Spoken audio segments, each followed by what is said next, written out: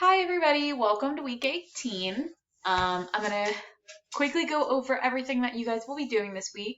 I do hope that you had a great winter break, um, and were able to relax a little bit. But the first things you will see this week, we're gonna continue with our section views in Onshape. Sorry about Chase, he's whining because he's stuck in the office with me because we have workers here working on our house. But the first thing that we will be doing is the section views. So we did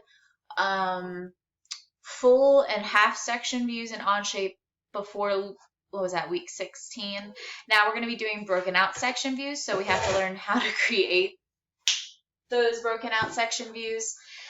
So I have two videos going over how to create broken out section views in Onshape. And then I have 3 problems.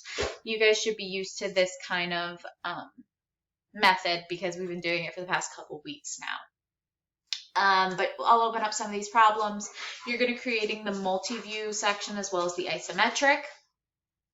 So here it is. And then you'll be creating a broken out section view of that.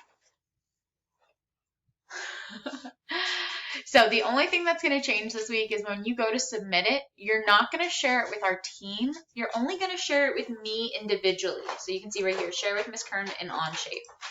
We're changing this because I've noticed that some students have been accessing other students' assignments as well as getting confused by seeing all of those documents in their homepage basically. So no longer sharing it with the entire team, you're just going to share it with me. But 3 problems, creating broken out sections. If you have questions, obviously feel free to ask me in class or you can shoot me a Schoology message. I will see you all later and hope you have a great week.